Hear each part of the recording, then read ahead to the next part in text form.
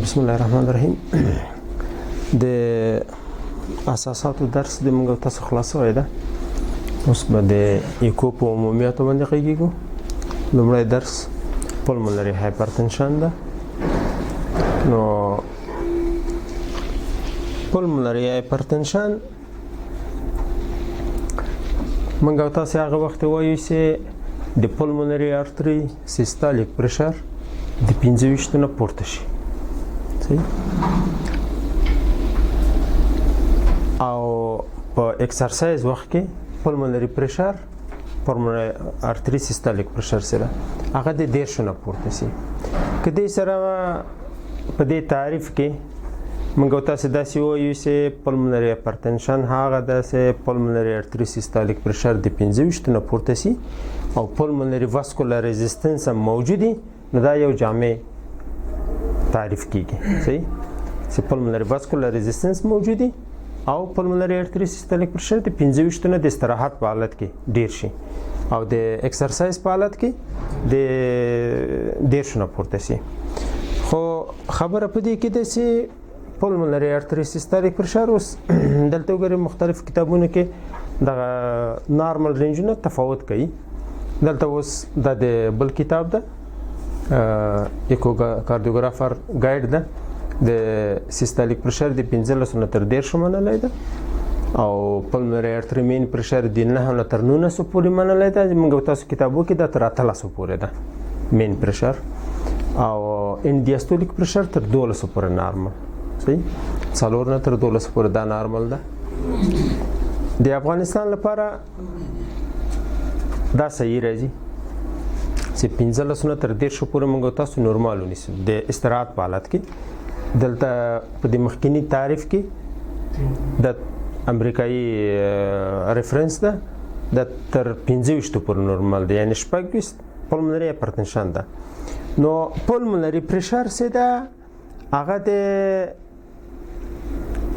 ځمکې ارتفاع نه چې د بحر نه څومره ارتفاع لري په هغې پورې تړاو لري چې څومره پورته ده. صحیح ده؟ څومره چې پورته کېږي هلته اکسیجن سویه ټیټه ده. نو هلته د خلکو پلمونري پرشرونه لوړ دي. د افغانستان لپاره 10 د دې لپاره نورمال ده چې افغانستان د بحر سطح نه پورته ده ډېر. نو دلته ډېر خلک چې راځي نارمل کسانو کې پلمونري پرشر 28 28 29 10 پورې. صحیح ډېر کم خلک راځي چې هغه د 10 نه نورمال خو د 10 نه پورته یې فشار. صحیح نو اکثرا پاتولوژي خلک دي چې هغه پلمونري پرشر ته 10 نه پورته کیږي او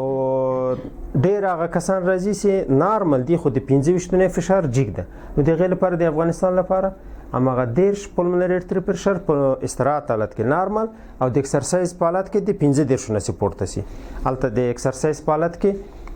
موږ تاسو د 10 نه پورته ویل کنه. نو د افغانستان لپاره چې دا د 15 نه پورته شي او استراحت حالت کې 10 نه پورته شي موږ تاسو ورته پلمونري هایپرټنشن وایو. نو پلمونري هایپرټنشن په دوه ډوله ده. یو پرایمري ده چې د هغې لپاره موږ تاسو هیڅ سبب پیدا نه کړو، هیڅ علت پیدا نه کړو. نو دا پرایمري پلمونري هایپرټنشن ده او نور کوم سیکنډري اسباب چې ورته پیدا کېږي دا په سیکنډري کې راځي. نو سیکنډري اسباب کې هر حالت چې د قلب په چپه خواته وي چې چپ خوا هارت فیلر ورکي. صحیح هغه ټول پلمونري هایپرټنشن بالاخره ورکوي. اوس که داسې وبولو موږ چې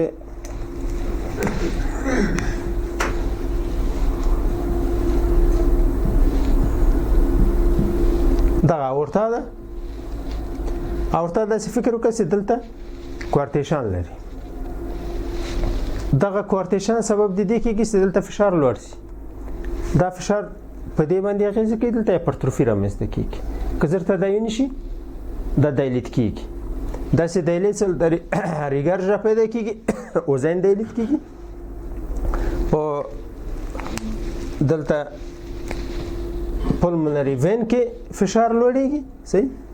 بیا پلمونري کاپیلري کې پلمونري کاپیلري نه مسیږي پلمونري ارتري ته هلته فشار لوړېږي.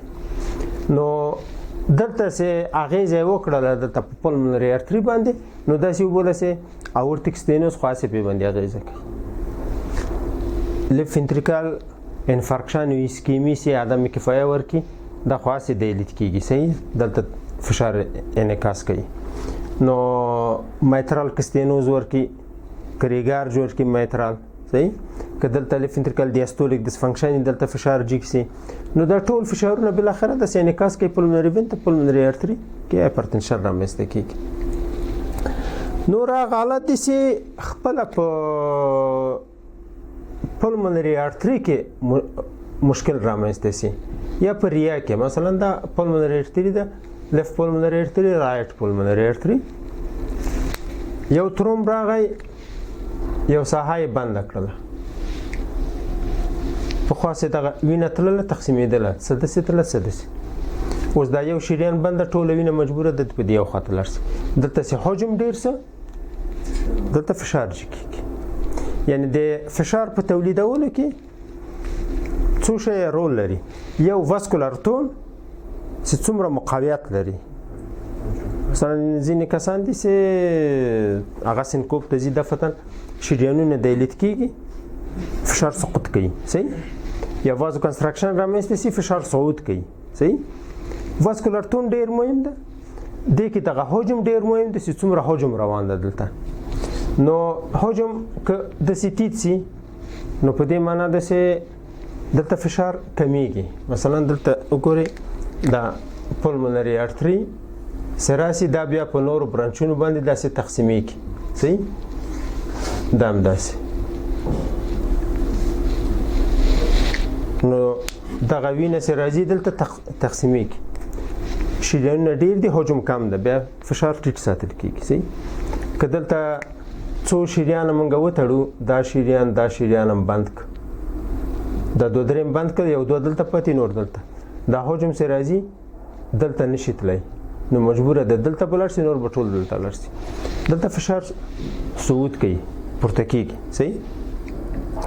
نو پلمونري ترومبوایمبولیزم کې فشار جګیږي نظر دی ته چې څو شریانه تړل شوي دي هلته فشار جګیږي په اتریال سپټل ډیفیکټ کې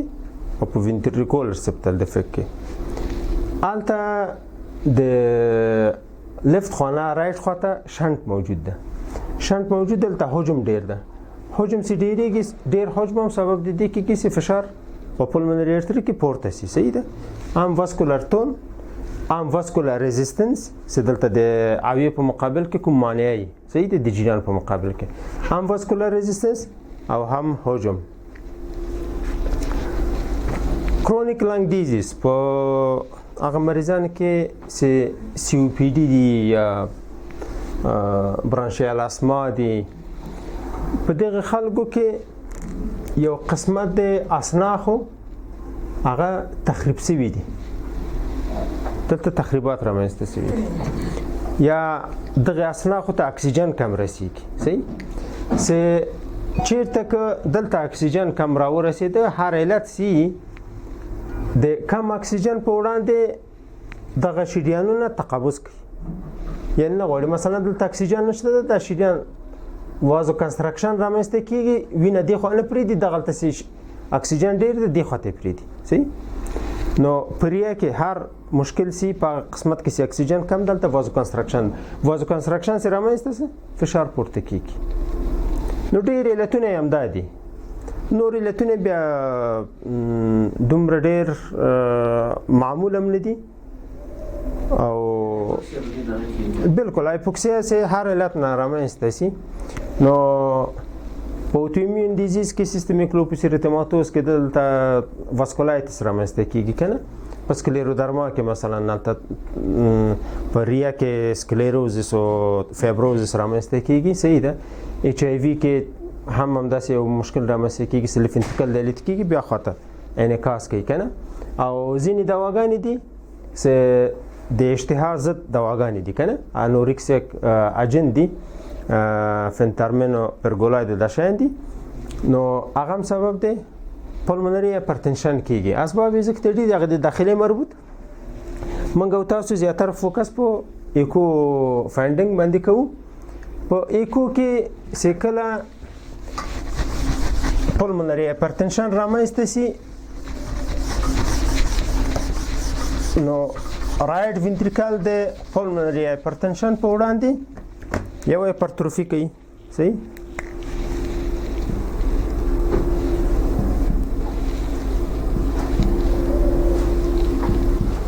دلته چې فشار جیږي د جیګ فشار په وړاندې بطینات هایپرټروفي کوي او د لوړ حجم په وړاندې ډیلیټ کیږي صحیح نو دلته چې فشار جیږي دا بطین مجبور ده چې ځان قوي کی چې دا ريزिस्टेंस ورمات کی او وینه پمپ کړی شي صحیح نو اول هایپرټروفي رامنځته کیږي بیا وروسته قرار ډیلیټ کیږي کله چې بطین فیل شي چې خپل ټول حجم نشي کولای شریان ته وغورځي دلته یو څه حجم پاتې کیږي نو دغه حجم په وړاندې بیا بوتن قرار ډیلیټ کیږي نو ایکو کې څنګه تاسو ګورو یو کرونیک کورپومونال کې چې د جګ فشار لوجه نه دلته ګوري رائټ وینټریکل دایلیټ د پټو ډایمنشنل ایکو کې انټروینټریکول سپټوم پوش کړی د لیفت خواته دا چې دایلیټ چې د تریکاس انولوس کشکیږي ډیلیټ کیږي سدا دایلیټ چې دلته ریګارج رامنځته کیږي ریګارج سره رامنځته سره رائټ اتروم هم ډیلیټ کیږي نو موږ تاسو په 2 ډایمنشنل ایکو کې رائټ وینټریکل رائټ اتروم ډیلیټ کړو او د رائټ وینټریکل ستروک والیوم الته سیستالیک ډیسفنکشن رامنځته کیږي صحیح او دیاستولیک ډیسفنکشن دلته چې د ستروک والیوم کم سه اڅومره حجم سه شریان ته تللی امغه مر به برته لیفت اتروم ته راځي لیفت اتروم کې فشار کوزيږي دلته حجم کم د پریلود کم څه کنه د لیفنټریکل پریلود را کمیږي نو دلته سي پریلود را کم څه دلته بوتن بام کوچنی هم به هایپر دینامیک سټیټ کې صحیح انټروینټریکول سپټوم په ور ټیل شوی ده په شارټ اکسس کې پرستر شارټ اکسس ته سيزو دلته د انټروینټریکول سپټوم د رائټ وینټریکل له خوا پښ شوی د لیفت خواته دلته سي فلټ کیږي لکه د ډي ار دا قسمت او دا نور قسمت مدور پاتې کیږي په والیوم اوورلود کې څه ده چې پرشر اوورلود نه کنه د رائټ وینټریکل فشار جګنه ده یو حجم یو اترل سپټل ډیفیکټ یا اترل سپټل ډیفیکټ زیاتره کنه دلته حجم ډیریږي حجم سي ډیر څه په دیاستول کې دا سپټوم پښکیږي دی خواته په دیاستول کې د حجم ډیر ده کله چې سیستول رامنځته کیږي بیا نو سیستول په فشار پورې تړلی ده کنه د رائټ وینټریکل او د لیفت وینټریکل سیستالیک پرشر پورې بیا د لیفت وینټریکل سیستالیک پرشر څه ده ډیر ده قوي ده دغه سپټوم بیرته خپل جې ته ځي په سیستول کې نو په دیاستول کې فلټي په سیستول کې بیرته معدب کیږي داسې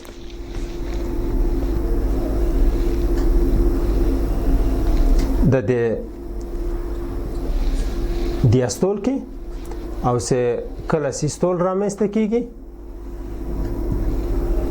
دا بیرته خپل محادبیت بیرته جوړي دا د والیوم اوورلود په وړاندې ده د پرشر اوورلود په وړاندې بیا هم په دیاستول کې هم په سیستول کې د افلات پاتې کیږي په دې سه الته پلمونري هایپرټنشن سرامنسته سي پلمونري پرشر سي ډیر جګ سي بیا دلته په سیستول کې فشار جګ ده په دیاستول کې بیا په سیستول او دیاستول کې دغه جدار انټروینټریکول سپټوم ځان نشي خلاصولای د 2 ډایمنشنل تغیرات دي او په 3 ډایمنشنل ایکو کې موږ به ګورو چې د رائټ وینټریکل غیر لدینه سي دایلیټ جدارونه هایپوکینیټیک دي یا کینیټیک دي د سیستالیک ډیسفنکشن له وجې نه دلته به هایپوکینیزیا او اکینیزیا وګورو نو دا اطمینه ده چې د انفارکشن له وجې نه کنه د انفارکشن له وجې نه کوي بیا نو دلته فشار ډیر جګ نه وي خپل هغه بیا وروسته تشخیص تفریقي کې ولولو نو دلته ستریکاس پرګرج موږ تاسو ګورو تریکاس پرګوجیټیشن ویلوسټي به ډیره زیاته وي په پلمونري هایپرټنشن کې خو په انفارکشن کې بیا تریکاس پرګوجیټیشن ویلوسټي کموي نو دا جدار به اکینیټیک او هایپوکینیټیک دا باندونه به ډیر واضح په داخل د جوف کې او ډیر به پام کوو چې په داخل د رائټ وینټریکل کې وګورو چې کوم ترومب خو به تشکل نه یې کړی په دې سیستالیک ډسفنکشن رامنځته شي بیا د قسمتونه اکینیټیک سیسی بیا کېدای شي چې ترومب ته زمینه مساعده کړي ترومب هلته را جوړ شي په ام موډ کې چې ده هلته ام موډ کرښه د پلمونري والف باندې اچول کېږي د پلمونري والف حرکات ګورو دلته خط اچو په پلمونري والف باندې نو پلمونري والف چې په دیاستول کې فلات دیجنه وینه وروانه ده بوتین ته یو وخت د بوتین فشار او د اوزین فشار سره مساوي کېږي بیا اوزین تقلص کوي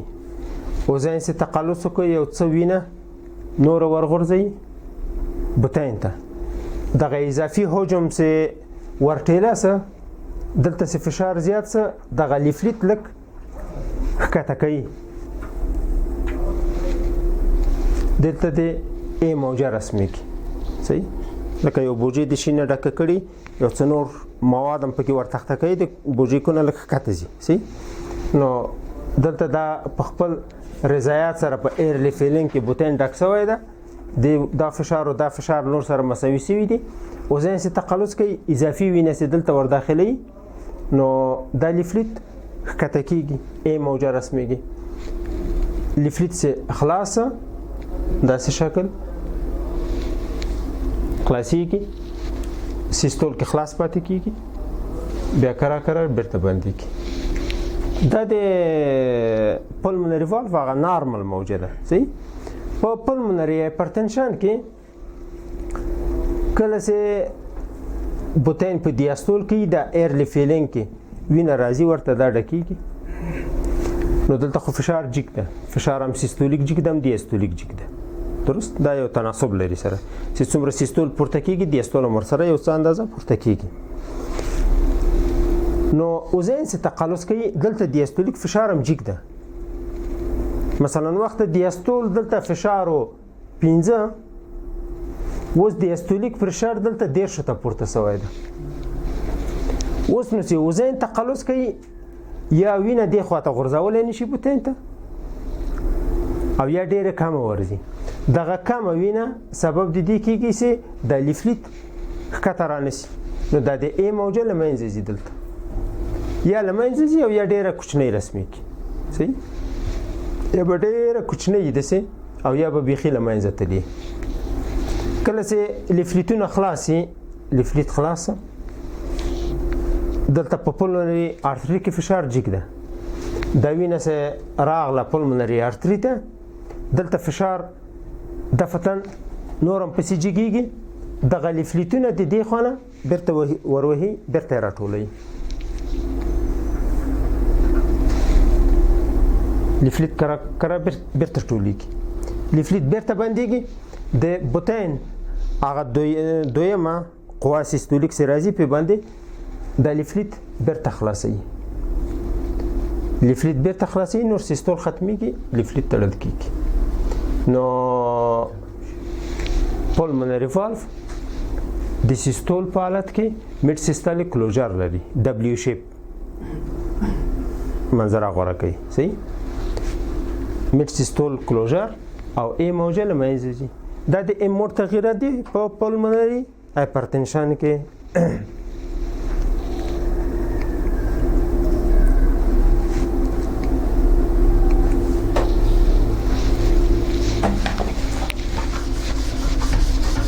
د پلمونري آرتري پریشر سیستالیک پریشر مین پریشر ان دیاستولیک پریشر کولی شو چې تعیین کړو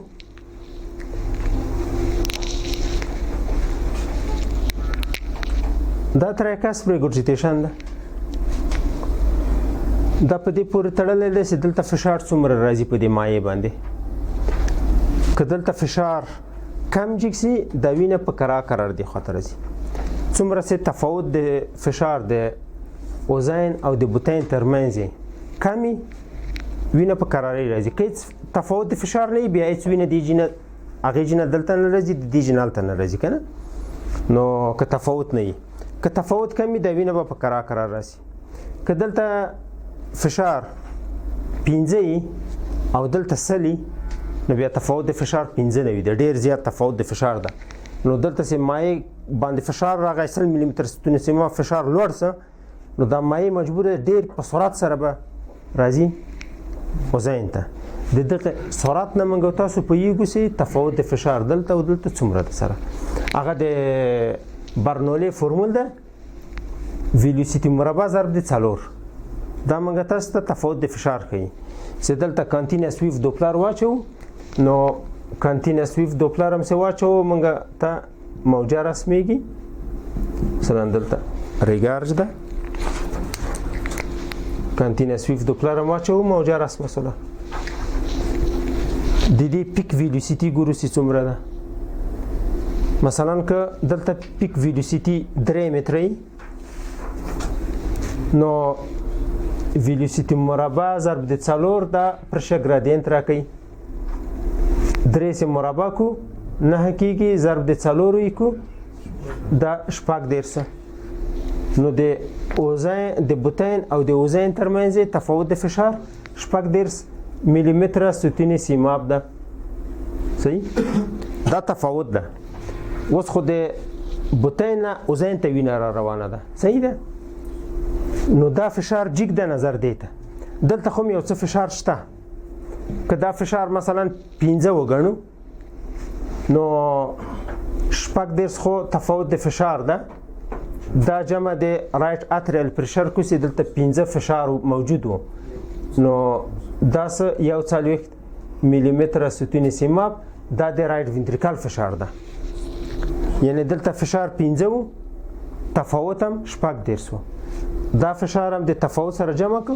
رایټ وینټریکل سیستالیک پرشر ورک. صحیح. نو پلمونري ارتري سیستالیک پرشر موږ تاسو له دې جنه ګورو. کله چې په رایټ وینټریکل آوټ فلو کې کوم ستینوز چې شي نه مانیا چې شي نه یعنی دلته پلمونري والف ستینوز نه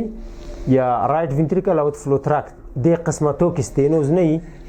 د رایټ وینټریکل فشار او د پلمونري ارتري سیستالیک پرشر دا دواړه سره یو شان دي تقریبا. صحیح.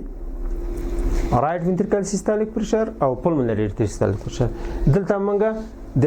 رایټ وینټریکل سیستالیک پرشر تعین کو نو کچېره دلته ستینوز موجود نه همدغه 1.40 تم ستین ک همدغه پلمونري ارتري سیستالیک پرشر ده. په دې سره د دواړه سره مساوي دي. دغه عملی دغه څه کالر دوپلر چو ګور سیریګر شته کنه سیریګر جو په دې باندې کانټینیوس ویو دوپلر چو کانټینیوس ویو دوپلر هم څه ورچو دلته موجه رسمي کی. صحیح. دلته ګور کانټینیوس ویو دوپلر د موجه رسمه سوی دی. موجه پیک ویلوسیټي ګور چې څومره ده دغه نه پیک پرشر ګرادینت خپل ماشين ورکوي. دغه له مخې کولای شو چې رایټ وینټریکل سیستالیک پرشر یا پلمونري ارتري سیستالیک پرشر تعین کو. نو په یکو کې منګه ته اصلا دلته د تراکاس پرګژ نه رایټ وینټریکل سیستالیک پرشر تعینو. خو راپور کې بیلی کو چې پلمونري ارتري سیستالیک پرشر دومره ده. صحیح. راپور د منګه د همدغه شی پلمونري ارتري سیستالیک پرشر ده. یعنی که تراکاس کې ریګارج نه وي موږ نشو کولای پلمونري ارتري سیستالیک پرشر تعین کو. بل مثال ده چې دلته پیک ویلوسیټي 4.9 راغلی. د 4.9 مربع کړي ضرب د 4 چې پیک پرشر ګرادینت ورکړی. د رایټ اتریوم فشار لاس منلای ده. لاس د شپږ نوي سره سره جمع کړي دغه شپږ نوي جوړ شوی ده. چې دې سره جمع کړي یو سل شپږ راغلی ده. نو تراکاس پرګوجټیشن ویلوسیټي موږ تاسو کولای شو هم په شیق کې اندازه کو هم په زفیر کې اندازه کو. خو داسې کولای شي چې مریض نه غوښتنه وکړي چې خپل تنفس د زفیر په حالت کې وساتي. الته پیک ویلوسیټي جګ راځي په هغې حالت کې اندازه کو. صحیح. او یا دا داسې مریض نه خواهش ونه کړي موجې پرېږدي خو شیق و زفیر کې خامخا راځي. هسې کومه جګه موجه راغله همغه اندازه کړي. د رایټ اتریال پرشر د آی وی سی کولاپس نه تعینو. که چیرې دلته فشار په رایټ اتریوم کې ټیټي دغه د آی وی سی وینه سي رایټ اتریوم ته وغورځي، آی وی سی خالي کیږي، کولاپس کوي. صحیح داسې کولاپس کوي. نو چې کولاپس یې وکړه موږ وایو چې دلته فشار ټیټ ده. که چیرې دلته په رایټ اتریوم کې فشار جګي بیا د آی وی سی نشي کولی د خپله وینه دلته وغورځوي، آی وی سی ډک پاتې کیږي، کنجشن حالت کې پاتې کیږي، نو کولاپس نشي کولی سم. صحیح چې څومره کم کولاپس وکړو موږ وایو دلته فشار ډیر جګ دی، چې څومره ښه کولاپس وکړو موږ وایو چې دلته فشار ټیټ دی، د ټوله وینه هلته ولاړله. اوس نو د آی وی سی کولاپس له مخې نه که نه که چیرې کمپلیټ کولاپس یې وکړو دا یو جدار په دې بل جدار ولګېده نو د اوزین فشار یا 0 دی یا 5 ده. که چیرې 50% نه ډیر کولاپس و یعنی کمپلیټ نه و خو 50% نه ډیر و نو د رایټ اتریوم فشار 5 ده یا 10 ده، دومره حدودو کې ده. او که چیرې د 50% نه کم څه کولاپس تر 25 پورې نو دا فشار 10 ده یا 15 ده. او که د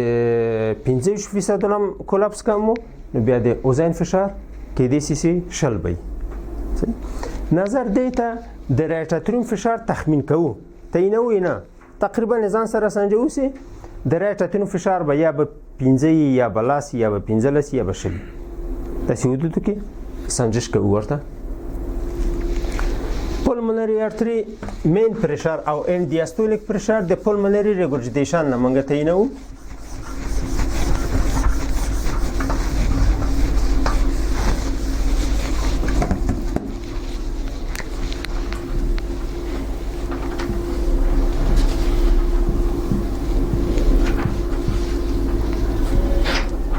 دلته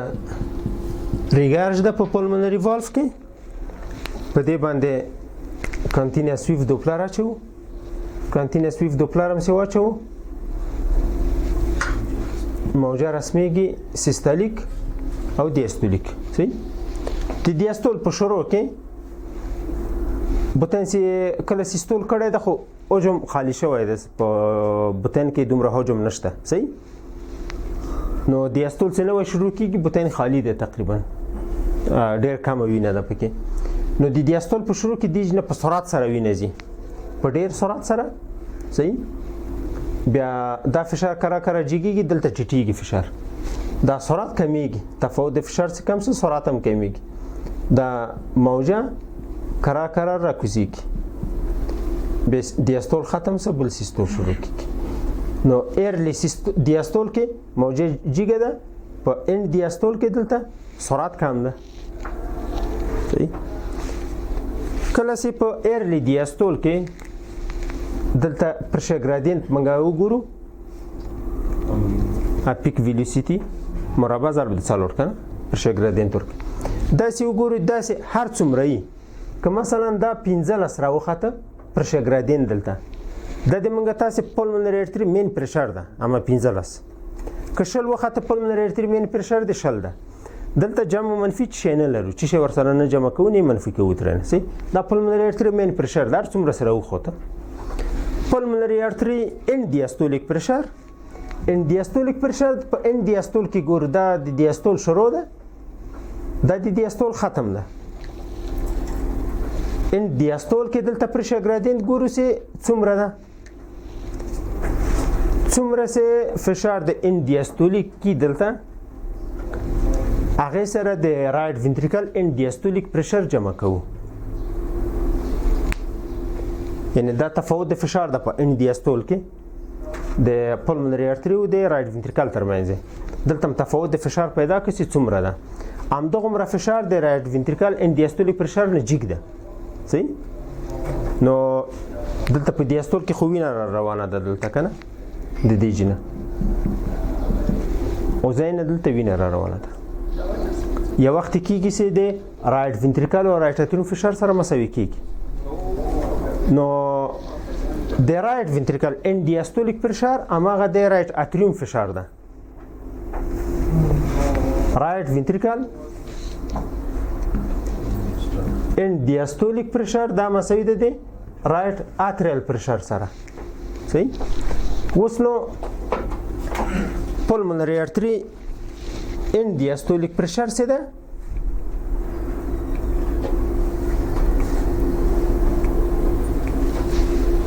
هغه موږ تاسو دې رائټ اتریال پرشر سره جمع کوو صحیح دلته pulmonary artery end diastolic pressure دا مساوي ده د pulmonary valve end diastolic pressure gradient کنه ویلوستی مربع ضرب د 4 جمع right ventricle end diastolic pressure دا right ventricle end diastolic pressure اماغه right atrial pressure ده سمه خکې منګو تاسو دی وی سي کولاپس نه تین کې صحیح د دې په وس باندې د لیکو ورته دا سو pulmonary artery end diastolic pressure ریګرج موجود نه دی یو مستینه او که ریګرج موجود نه بیا نو یو فرمول منګه بل لرو س دته مهانز اکویشن وای په دې فرمول کې pulmonary artery main pressure تعینېږي خو دومره ښه دقیق ارقام نه ورکوي څومره چې د منګه تاسو غوښتنه یې چې هغه شی په لاس درکړي هغه سي نه ورکوي بیا دې لپاره په عام کلینیک کې مهان فرمول دومره ارزښت نه لري څوک یې نه تعینوي دومره که ریګرج موجود و pulmonary artery pulmonary valve regurgitation یا tricuspid valve regurgitation دا که موجود و pulmonary artery pressure راپور ورکول کیږي او که نه و بیا د مهان فرمول نه دومره کار نه اخیستل کیږي مهان فرمول کې د pulmonary valve دلته سه continuous wave doppler واچي سیستالیک موجه دلته رسمیږي صحیح د سیستالیک موجې نه تعینوي مهان فرمول کې pulmonary artery main pressure نو دلته په سیستالیک موجې کې اکسلریشن ټایم موږ راخلو د بیز نه تر پیکه پورې چې څومره وخت کې دا موجه پیک ته رسیدلې ده دغه ټایم څه ده دا اکسلریشن ټایم ده صحیح اکسلریشن ټایم هم څه راواخیسته بیا 0.5 ضرب د اکسلریشن ټایم کو دا بیا د نهاویانه منفي کو دا pulmonary artery pressure ورکوي مین pressure ورکوي صحیح ده pulmonary artery مین pressure ورکوي هغه سیستولیک نه ده pulmonary artery مین pressure ده صحیح ده مین pulmonary artery pressure ده دغه ده